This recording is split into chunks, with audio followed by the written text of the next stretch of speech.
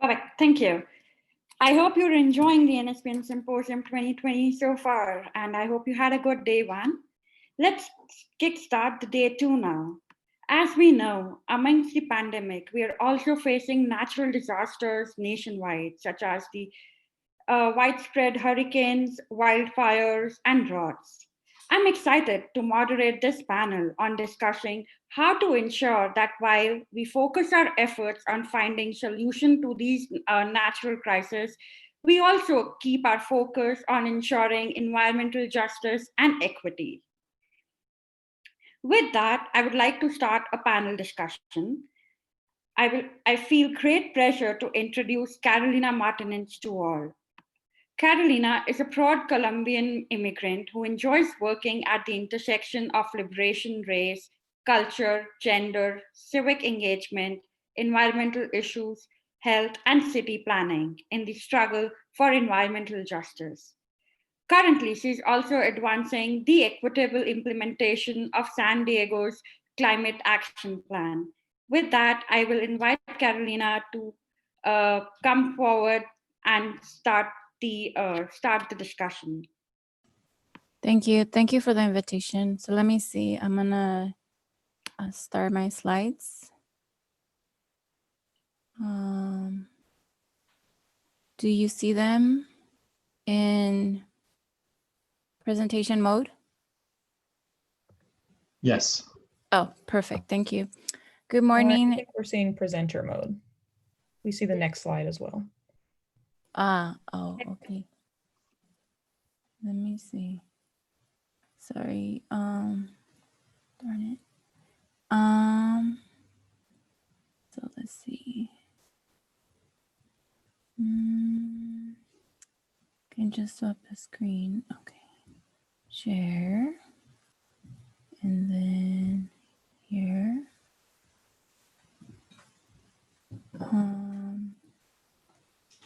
Okay, is that good? Perfect. Good. Okay. Thank you for your patience on dealing with this. My name is Carolina, and I'm going to present about our work in San Diego.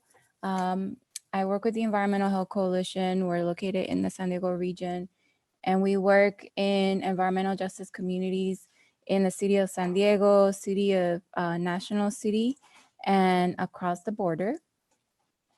And we are working to advance policy solutions that are fighting environmental racism.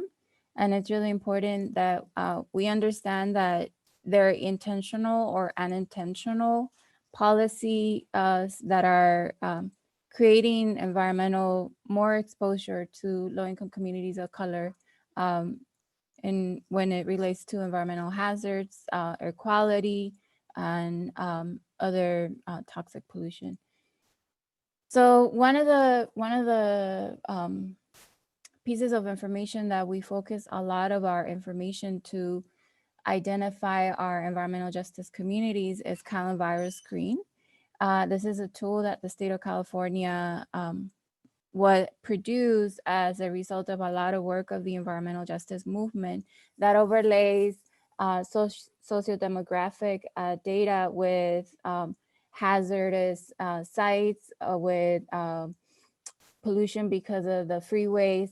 And so all of this data is placed on top of each other, and it helps us identify those communities that are most vulnerable in the state of California and that we believe should be receiving the highest amount of investments. And so here, sorry, let me go back to this.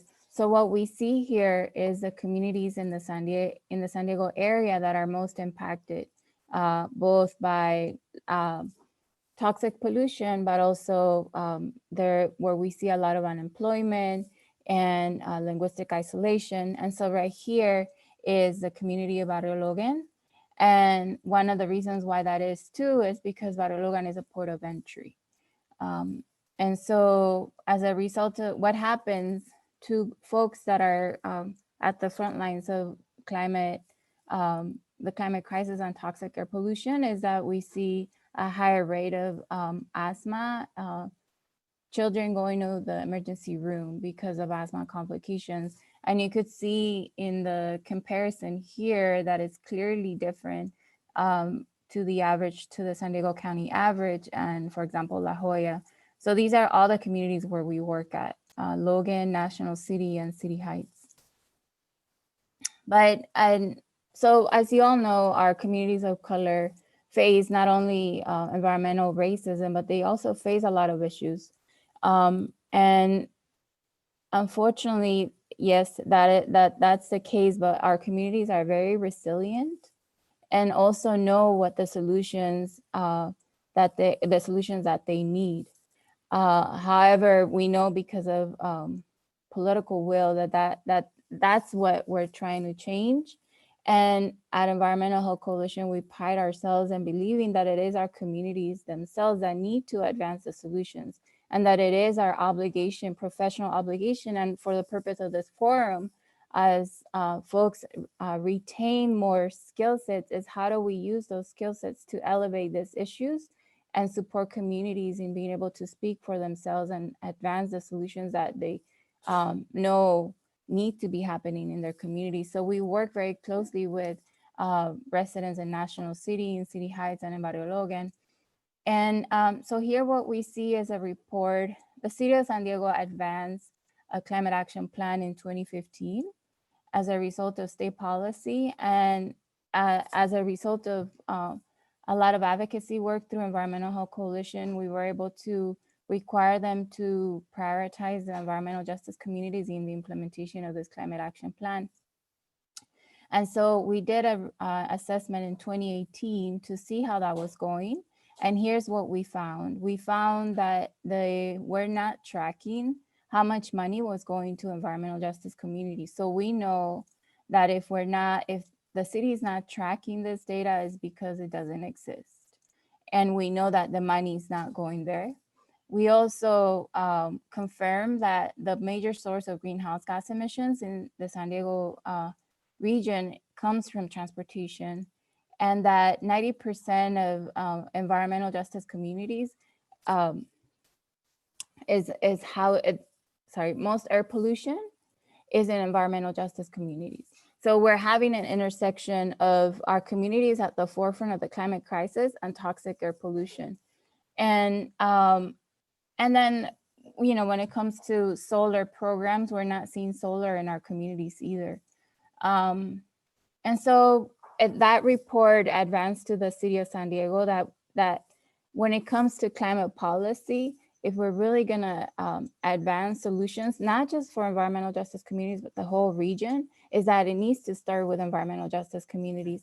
And so as part of the work that we've been doing, we've been working on transportation, because as the study identified, it's the largest source of greenhouse gas emissions. So if we really want to address the climate crisis in the San Diego region, it would have to be through transportation. So the San Diego region was in the process of advancing a ballot measure that was supposed to go to this past election, but unfortunately, due to the pandemic, that was dissolved. And the idea was that it was going to be a fundraising measure through tax that, just like the LA region, was going to be able to support infrastructure for transit. Unfortunately, that was dissolved, but in the process, what ended up happening was that environmental justice communities were able to identify what were the project priorities for our communities. And we were pretty close to getting there. If it hadn't been for the pandemic, I believe we would have advanced a lot of these priorities.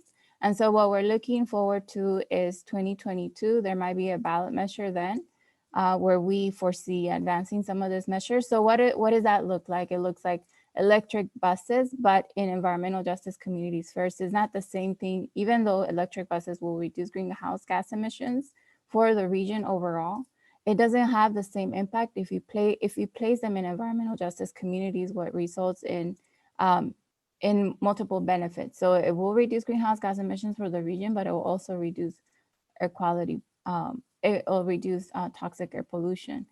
And so what we have right here is an agenda for the region on what are the priorities. And the reason why that works so well is because it's in relationship with the communities that are actually riding transit and that know what needs to happen to advance a transit system that actually connects them to work, that works 24 hours, because our members do not just work the regular 8-hour shift. And it turns out, because of the pandemic, it's also very relatable to that. They are the ones that are at the front lines of the service workers, and they're not operating on a regular schedule. And so one of the things that I'm gonna close it up soon. And one of the things that we were able to advance recently is as a result of a state policy that requires all transit agencies in the state of California to transition to electrification by 2040, was to prioritize environmental justice communities for the deployment of that program. And so after a lot of advocacy, we were able to get clean buses in EJ communities first, as is required to do that transition by the state. So let me close it here with saying that, yes, environmental justice communities have the solutions to the climate crisis. They need to be at the forefront. If they're not at the table, then I would question a lot what those climate solutions are really advancing. Because as the environmental justice communities are home to the biggest sources of toxic air pollution and greenhouse gas emissions. But ultimately is that there needs to be a systematic change, because even if we have all the electric buses, all the electric trucks, all the electrification of our system, and we continue to produce and consume at the level that we are, it just doesn't work out. So let me end right there. Thank you so much for the invitation.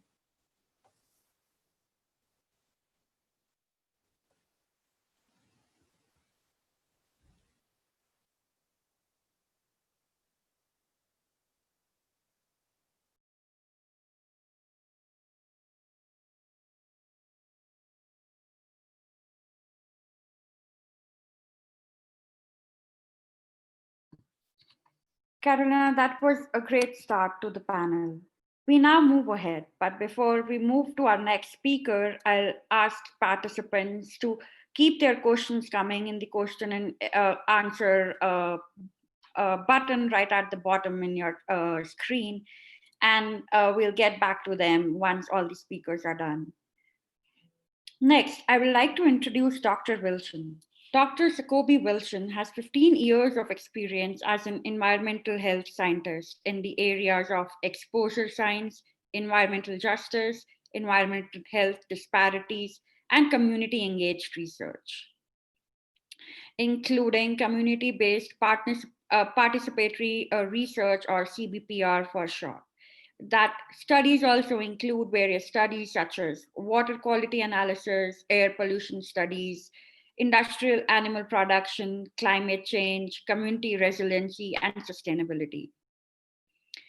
He works primarily in a partnership with community-based organizations to study and address these environmental justice and health issues and translate research into action. With that, I invite Dr. Jacoby Wilson to start with his talk.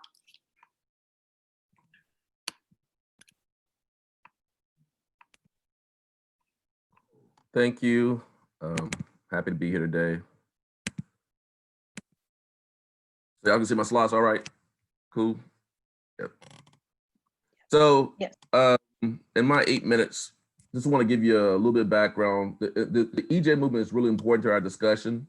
And so I think we have to think of these issues from an environmental justice perspective. So you know the history of the movement. The previous speaker talked about it. I really want to emphasize that to move forward, we have to focus on climate justice and climate equity. We cannot address climate change without looking at those populations who are most vulnerable, right? So we know the history of segregation and redlining, and there are many redline communities that have more impact by urban heat islands. So heat waves are hell for the poor, the elderly. If you want to look more into what's happened in Baltimore, look at the Baltimore Code Red project. Across blocks in the same neighborhood, you see big differences in temperature, right? partly because many of these neighborhoods have too much concrete and asphalt and have no trees. So tree canopy, not having tree canopy is a big EJ issue. We know, as already said, that a lot of communities of color that are overburdened and BIPOC communities, low wealth communities, host stationary source of pollution, mobile source of pollution, burning, combusting fossil fuels. So they've been impacted by greenhouse gases, but also the co-pollutants, right? So I just want to emphasize the particulate matter is a very important co-pollutant that differentially impacts communities of color.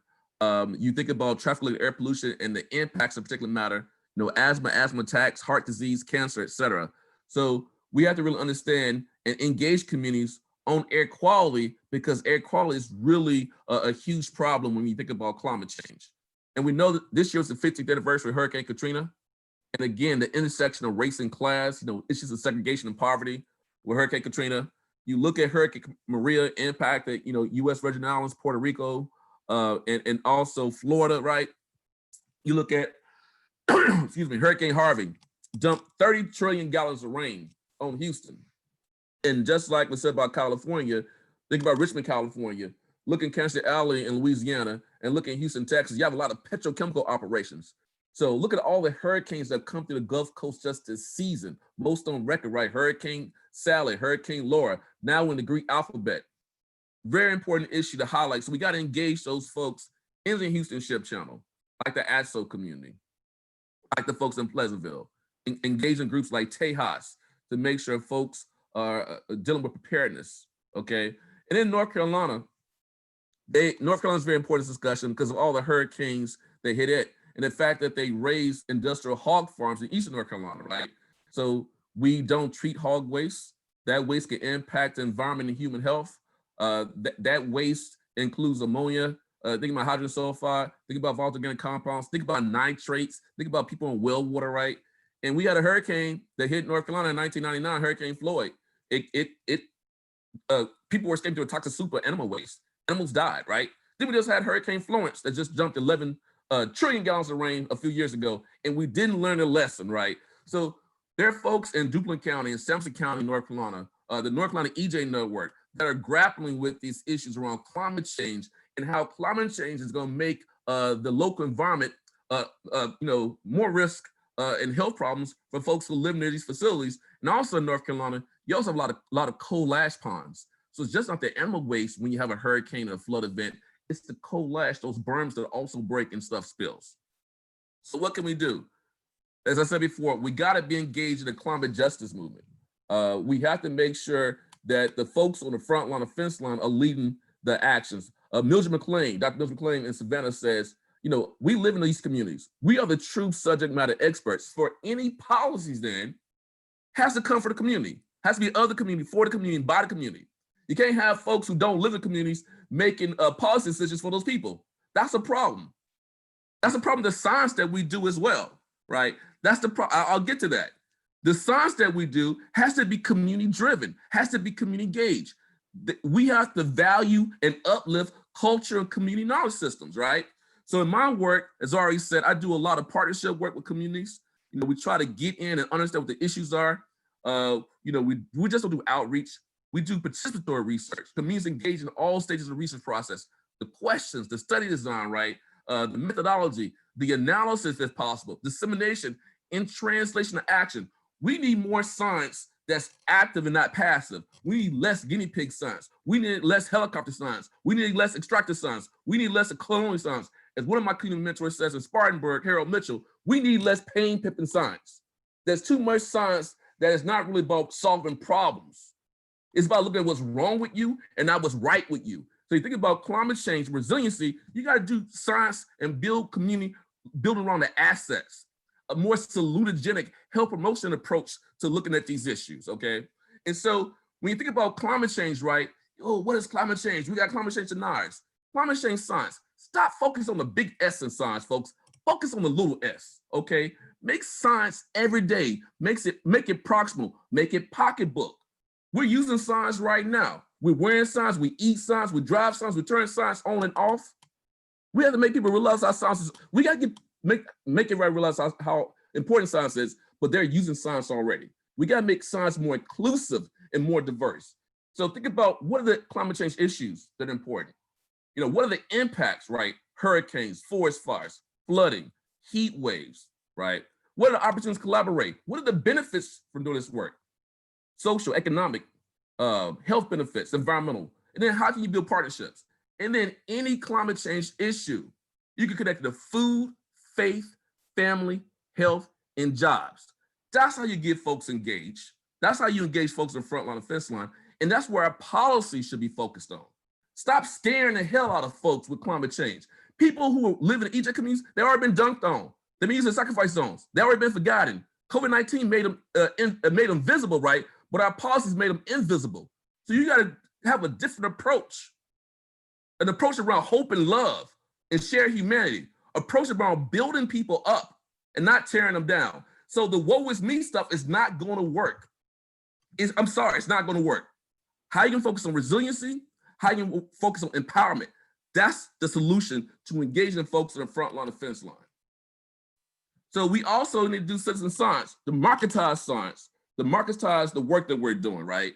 And so, you got to empower folks through science. And that's not spelled incorrectly. How can you help folks in the front line and fence line connect to the power they already have? Actualize that power. Speak with their own voices. Speak with their own voices in the policymaking process. That's what's been missing. That's what's been missing in environmental decision-making. If all environmental laws and regulations were equally enforced, we wouldn't have any environmental injustice. We wouldn't have climate injustice, but they're not because of racism, structural racism, right? In my lab, we developed tools, as mentioned in the previous speaker. We've developed a Maryland EJ Spring tool. We have a park equity mapping tool for the state of Maryland. And we also have a climate equity health tool that we're developing with the hope of these tools being used by policymakers, but also being used by frontline frontline community members so they can be more engaged in decision-making. A really great example of communities working with universities, the HBCU Consortium in the Gulf Coast, Dr. Robert Bullard and Dr. Beverly Wright, the Deep South Center, they're working with communities in Houston, New Orleans, Biloxi, Mobile, Africatown, the last slave ship, Clotilda, and also Pensacola. So they're working together on these issues around environmental health, around climate change, around disasters, around community health. This is the model. This is the model that we should be trying to replicate across the country. We've done work in Curtis Bay, Baltimore, industrial development, goods movement issues. Just want to highlight real quick. They have a lot of super polluters, right? This community has a lot of economic disparities. Look at the median household income compared to the state of Maryland and to the US. This community also has health disparities. So think about environmental justice communities. They're dealing with economic disparities. They're dealing with health disparities, right? Your economic power equates to political power. So think about climate change. We got to build people up so they can have more political power and more influence. This zip code, where this community is, used to be the most toxic zip code in the country based on toxic releases under the toxic release inventory, right? And so just want to highlight Destiny Wofford. They stopped an incinerator from coming into the community. They already had the second largest trash incinerator in the country. They already have a medical waste incinerator. Think about all that COVID-19 related waste, right? And then also they were able to get a law passed for the city of Baltimore to basically a new air quality act. So we got to do that more local level work, right? To look at fair development, to make sure we're addressing these issues. And then I've done some work in Charleston. I'm gonna try to get to these last few slides in a couple minutes. I've done some work in Charleston on these issues of goods movement too. The port, a lot of our ports, because are expanding to bring in more goods into the country. So think about goods movement. Ships come in, goods get moved on the rail, goods get moved on the trucks, all the pollution associated with that. And usually around those ports, think about Port of San Diego, think about Port of Newark, New York, New Orleans, Charleston. You have a lot of peripheral industries that also emit pollution, not all the truck traffic, right? So we've done some work engaging communities through educational campaigns on these issues. We started a group called Sea Crab. There's another group called Low Country Small Communities that works together to do mitigation around these impacts. They were able to shut down their local incinerator, doing community-engaged research, doing CBPR and partnership work. And I think, as was already said by a previous speaker, we got to have climate action plans. So include health impact assessments in those climate action plans. Focus on just sustainability, not just sustainability, just transit, just food, just healthcare, just education, just jobs, right? Just, we have a basic right. We have human rights to clean air and clean water, okay? Bring that into your policies. We gotta bring in equitable development when you're trying to build healthier community ecosystems, not just regular development, because regular development leads to people being pimped, leads to gentrification, leads to people being pushed out, okay? And then we wanna think about climate change and engage communities around building environmental benefits districts. using these mapping tools like Colin Varwell screen, EJ screen, Maryland EJ screen, and then you know where the communities are going to be impacted disproportionately by climate change. That's where you invest to achieve that just sustainability. Think about the California Green Zones program. That's a really great example that can be replicated in other parts of the country. And then look at the work of the NAACP. That's the NAACP, Jackie Patterson's work, leading work when it comes to climate justice.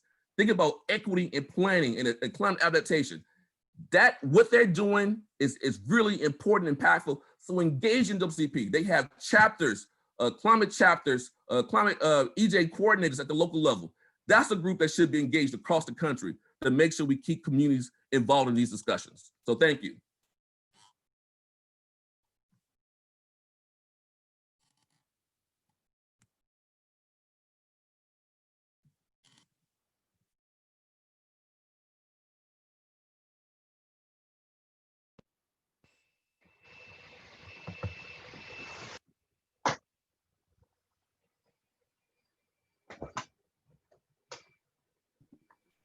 Thanks a lot, Dr. Wilson, for that enlightening talk.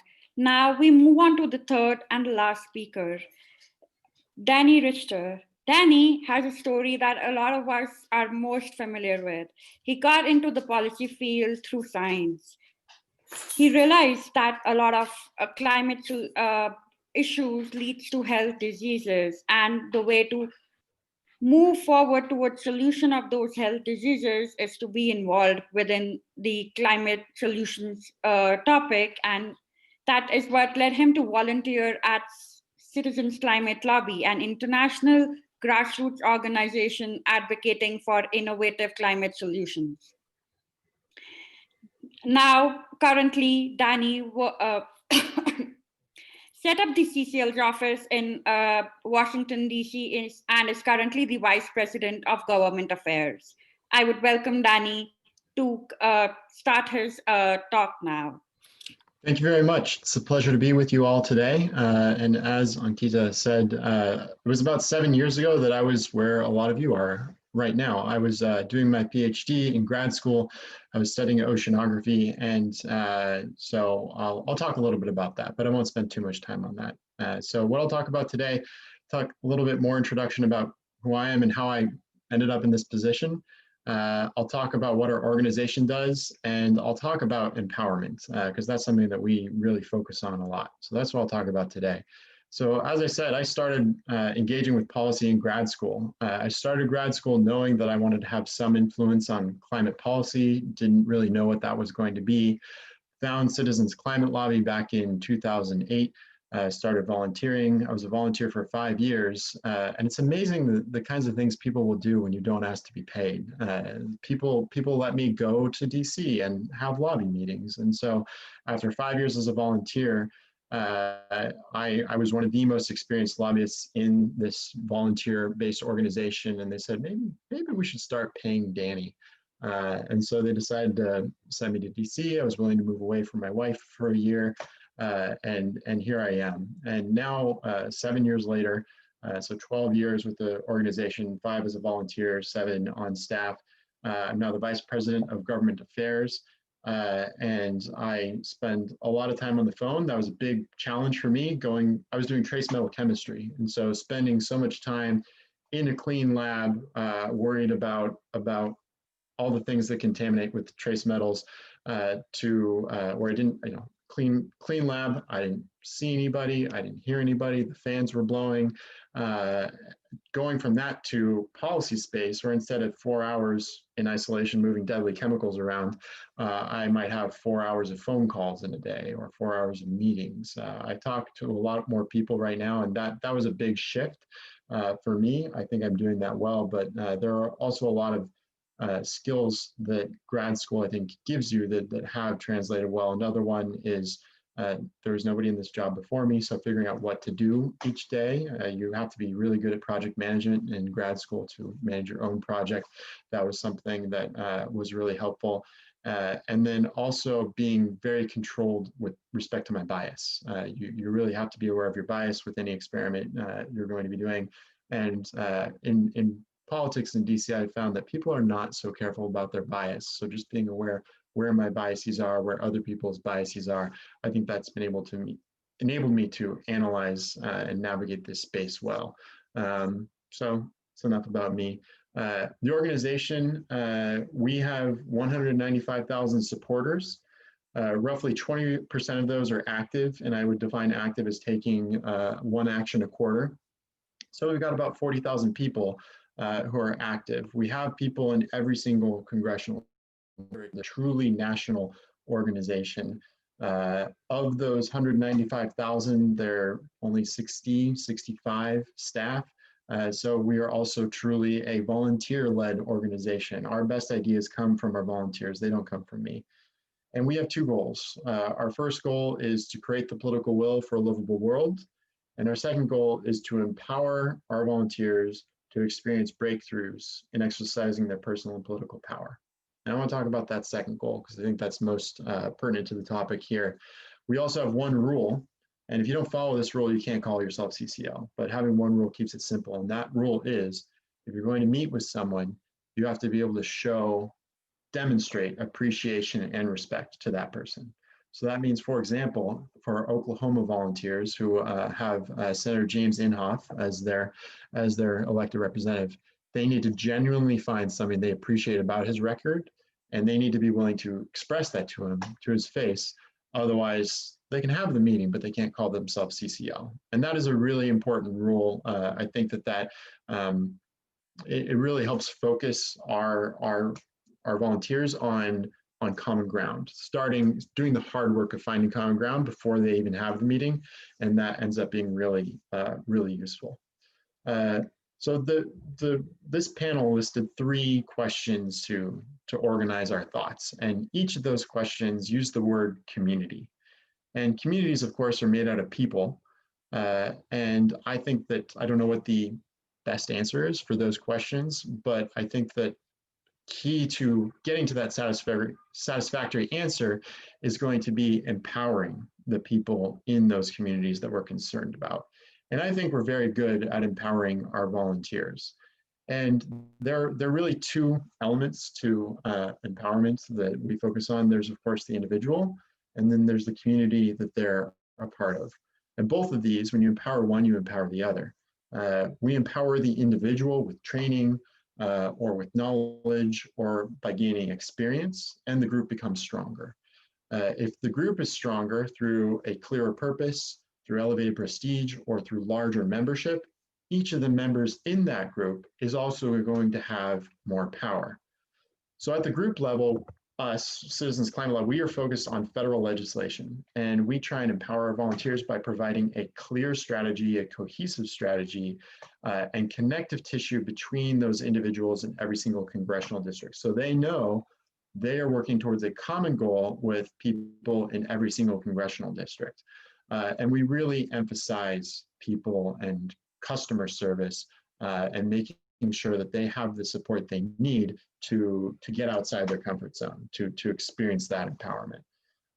And what I've been really excited to see from our volunteers is that the training we've provided, it is portable. They take the training we provide for federal legislation and they use it in totally different ways and they have success.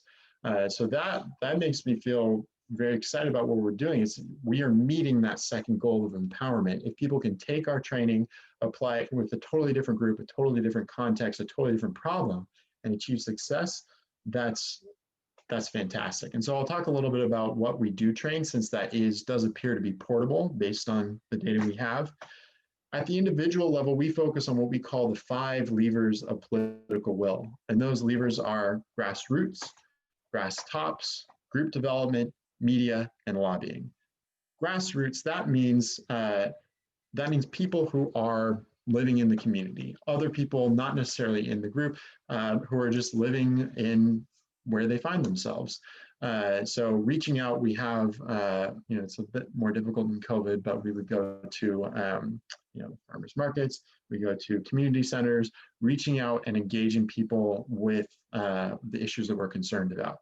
Grass tops, those are community leaders. So those are going to be business owners, those are going to be faith leaders, those are going to be local elected officials, engaging with them, letting them know that we exist, and that we're active in the community. We also focus on group development. Relationships are super important in our organization. And we also know, like Dr. Wilson was saying, climate can be a big bummer, and it doesn't really work to just focus on the doom and gloom.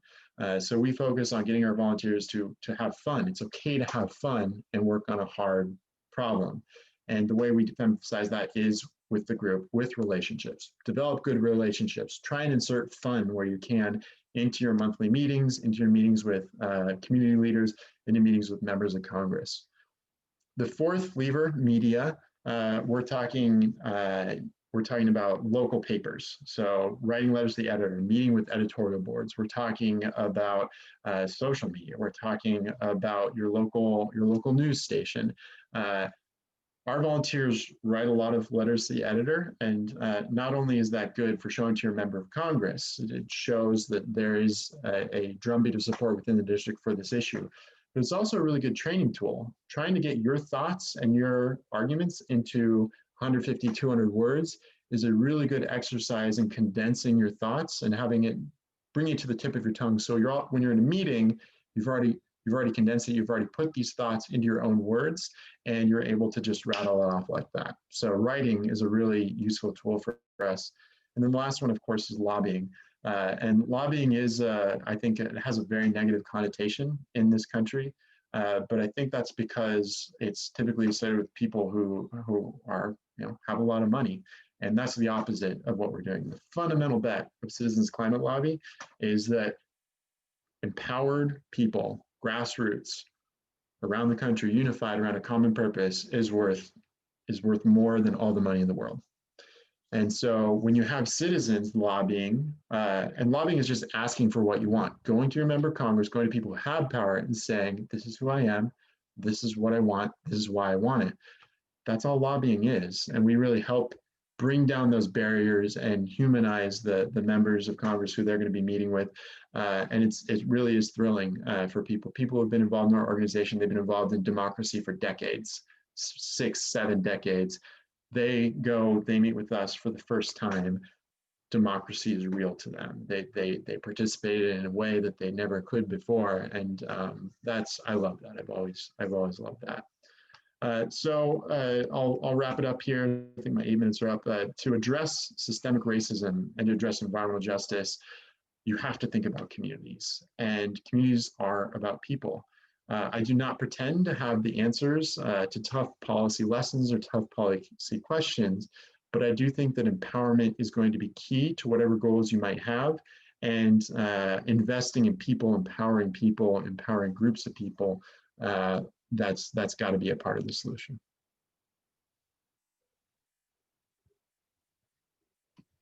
Thank you, Danny. Love the pitch for the 5 political levers. Great way to do the advocacy that way. With that, I will switch to the question and answer session, and I will kickstart the session with a question that I had in mind. It's for all the panelists. So how do you strike a balance between giving local communities a voice while at the same time also prioritizing the needs of the state as a whole entity?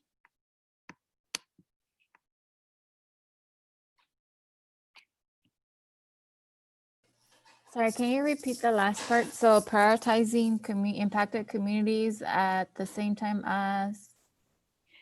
At the same time as prioritizing also the needs of the full state as a whole. Huh.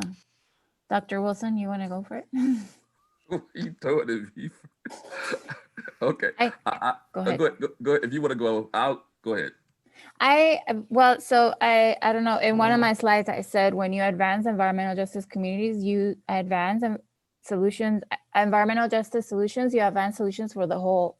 So I think that that's the most important part, that we're actually, when we're driving with EJ, is actually driving real solutions, because I want to emphasize that the sources of greenhouse gas emission and toxic air pollution are housed in our communities.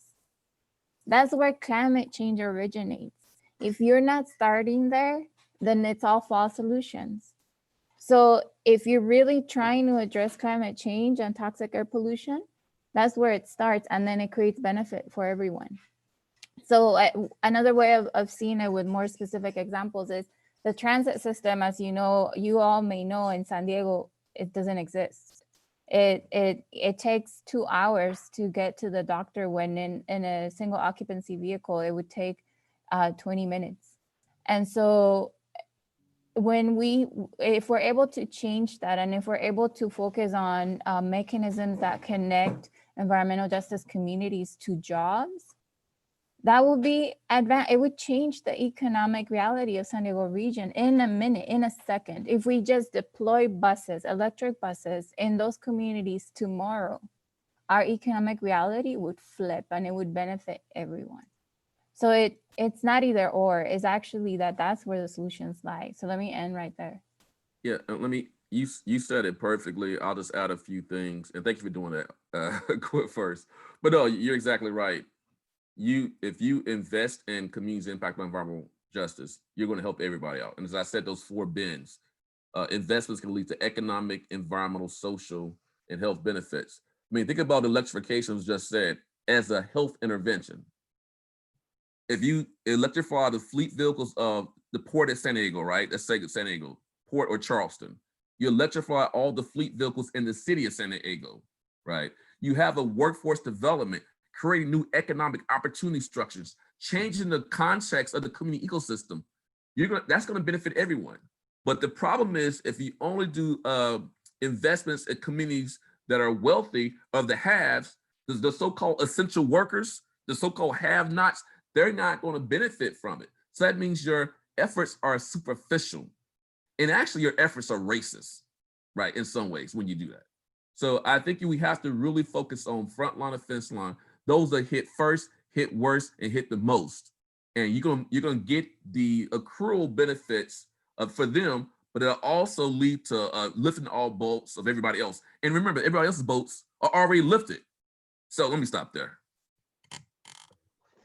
Yeah, and I'll say this: there is often tension between, or perceived tension between, the needs of local communities and the needs of the state and the people of the whole. But I think what we do is we really provide a lot of trust to our people on the ground, and I think that you have to trust communities. And part of trust is involving them in the process, inviting them into the decision-making process.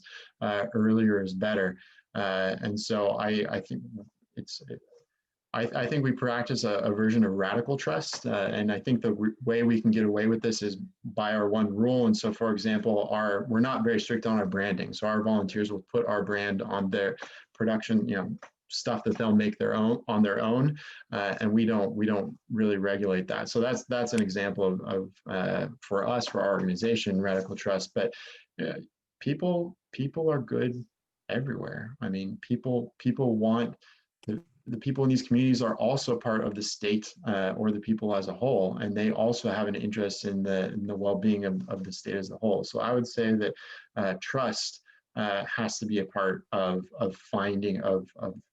ironing out the differences that may appear to exist between communities, local communities, and the state or the people as a whole. Definitely. So I would go to the next question from the audience, and I think it is pretty apt since NSPN is an organization which caters to early career researchers. Do you have any insights or advice as to how early career scientists or aspiring policymakers engage with the local communities and use our experience to voice to lift their voices? Yeah, I'll jump in real quick on that. I think it's important for early career scientists to, build partnerships, as was just said, but Danny. So if you think about relationships, you have to have great relationships. What are the great ingredients of great relationships? Danny talked about trust, right? You have to have transparency, you have to have communication, you have to have openness, right? You gotta have some Aretha Franklin. You gotta respect folks, man. And the thing is, I think it's really important, as Danny said earlier about your biases, but I'm gonna reframe that. I think your cultural lens, your intersectionality is important to the science that you do. So for me, I tell my colleagues, if you're not doing science that you have to recognize who you are and where you came from. You may grew up near a butterfly farm, you do butterfly research. Anything wrong with that? Nope. Being transparent about that is important, right? So I think there's a power in your lived experiences being connected to the lived experiences of local communities. And so you got to understand what your why is, and you understand what that why is, and that helps access the bridge, right? Another thing you have to understand is for early scientists, go to a academic institution that values community engaged research. If you're at a place that talks about it, is not about it, you're in the wrong location. Because the problem is, for those of you going to be on tenure track, you know where I'm going. This type of work is undervalued, is not appreciated, it's otherized, it's marginalized. What's valued in academia is discovery science, inquiry, which is collecting more data. But you heard me say earlier about pain pimping. Our communities don't need more data. We need applied action-oriented science. So you need to go to a university that values applied action-oriented science, right? And on the policy-making front, make sure you're engaging EJ organizations that work on policy. We Act for Environmental Justice as a policy office in DC. The National Environmental Justice Leadership Initiative on Climate Change, you can engage them. South Carolina has a Climate Change Network, Environmental Justice Network, and the Climate Resiliency Network.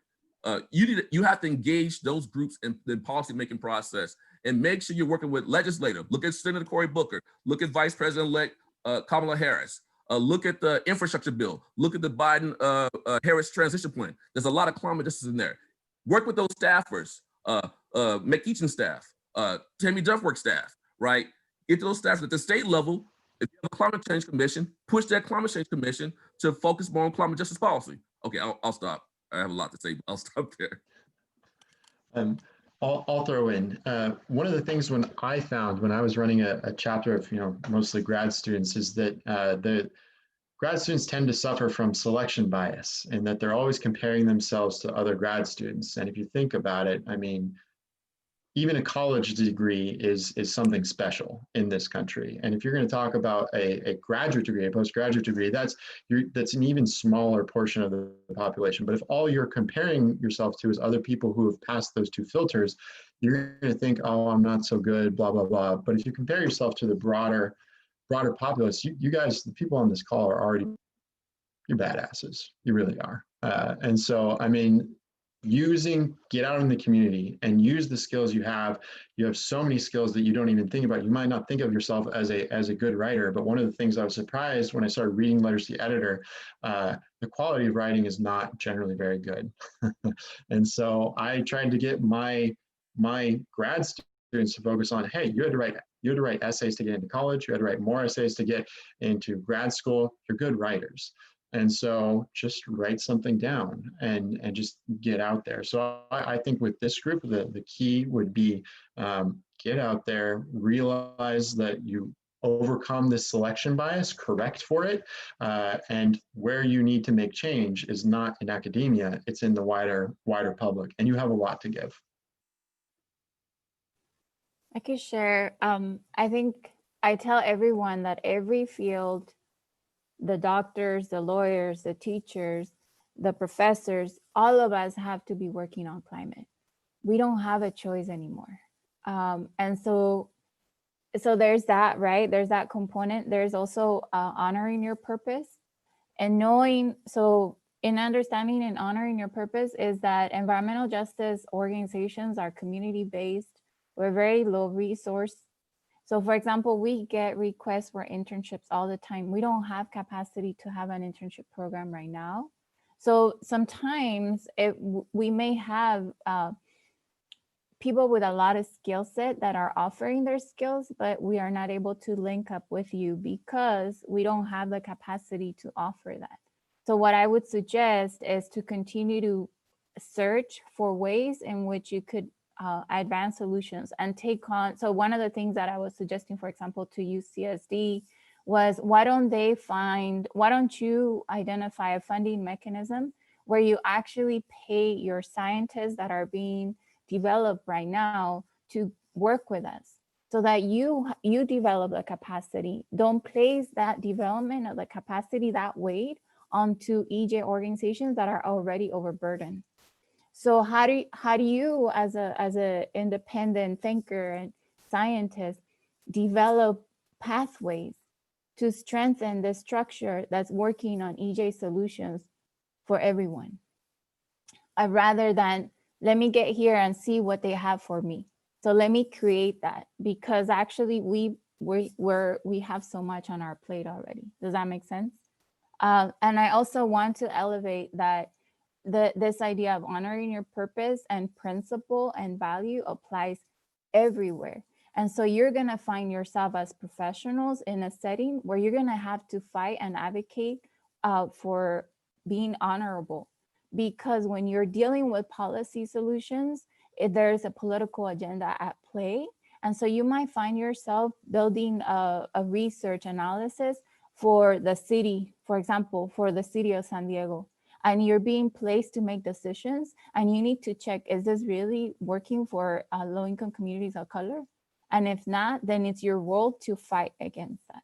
Because we are fighting from the outside, but in the inside, there's decisions that are being made that may not be in alignment with principle and values. And so all of us need to be advocates, because we need ears and people everywhere. We can't be that for everywhere. Does that make sense? And so just honor that and realize that that's really important, to walk with transparency and values with you everywhere you go. Thanks for the tips for all of us. I think that will greatly benefit us. I'll move on to the next question. All three panelists have mentioned empowerment in their talks. Dr. Wilson also mentioned that income relates to political power. So the question comes is economic justice, minimum living wages, community education, a viable path to climate justice? And if yes, how do they intersect? Oh yeah.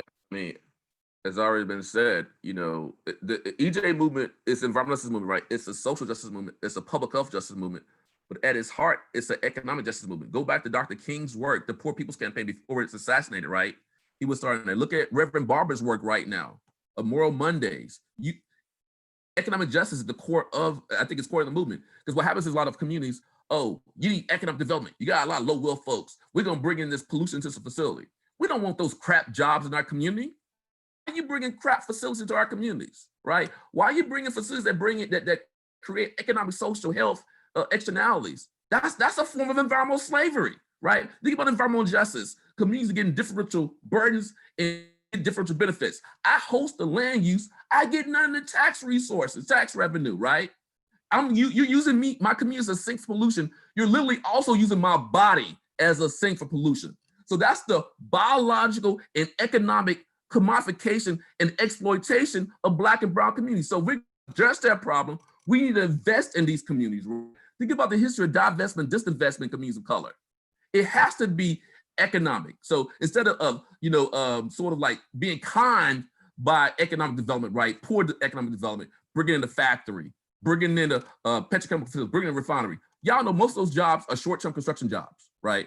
Most of these facilities are automated, mechanized. The long-term jobs, people live outside the community to get those jobs. And then they're not even hiring their own business to even do the construction work. And then there's no living wage jobs that are left. So most of the jobs folks are outside the community, taking those monies out of the community, but you're left with the burdens. So you gotta focus on economic development that's equitable and that's fair and that's just. That's why I said just sustainability. So with climate change, we need to look at creating a climate economy. If these communities are hit first, worse than first, they should be invested in first, the most, right? That's what we need to see. I'll pass the mic. Sorry.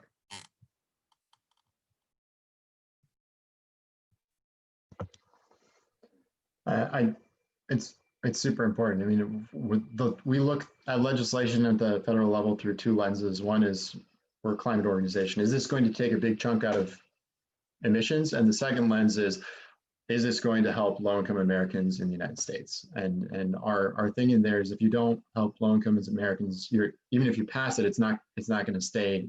It's not going to stay. So you need to address low-income Americans in this country for durable solutions, is our view. That's That's inspiring. And I think that is a great segue for our next question. I'm directing that question specifically to Danny, since it concerns CCL. CCL specifically advocates for a carbon tax and a dividend policy, which is called as the Energy Innovation and the Carbon Dividend Act of 2019. Can you give us a bit more details or insight into how this specific policy addresses concerns about environmental justice and ensure that the marginalized groups that we have been talking about aren't left behind in the process? Yeah, this bill is really it's really about economic justice, and as Dr. Wilson just said, that's the original inspiration behind environmental justice. And so it's when looking at this bill, there's a study we produced. We call it the Household Impact Study. You can find it on our website. And let me tell you about the bill briefly. So it is a revenue neutral carbon fee, starting at $15 per ton of CO2 equivalent, increasing by $10 per ton per year. 100% of the net revenue goes back as dividends to everybody. And when you do this, the lowest income quintile by consumption, 96% of that 20% of Americans, they end up ahead. The second better off quintile, 85% of those benefit. The third quintile, 68%. You have to get to the fourth quintile before you get below 50%. 43% of that quintile end up ahead. And while there's nothing in this legislation breaking out the dividend or allocating based on race, the fact is that race is correlated with lower economic situations. And so when you have something that increases economic justice, you are also uplifting racial justice. And so looking at that same study, breaking it down, you have 80% of Latino households in the United States who benefit, 72% of African-American households, 66% of Asian households, 54% of white households. So about 2/3 of people end up ahead with this. And because it is addressing income inequality, because wealthy people spend a lot more on fossil fuel emissions, they are the heaviest emitters. And so when you average across the entire country, give everybody the same amount back, you end up giving those they have to be carbon virtuous because they just don't have the money to spend. And so you lift up people who are low income, and when you do that, because of the way income is distributed in this country, you also end up lifting up racial minorities in this country. That's great. We are almost up to the hour. We just have 1 minute left over. I would take that minute to thank all the three panelists. This has been a great discussion, and I think for all of us has been the starting point to take this discussion even further on and introspect within ourselves. Moving forward, how do we contribute to this environmental justice? I'm sorry for questions that have left unanswered, but don't worry. We will have a look at them, and we will provide you resources to get those answered. Thanks a lot again, all the panelists. I appreciate you taking out time and engaging us in this fruitful conversation. Thank you. Thank you for Thanks, the everybody. invitation. Bye. Take care.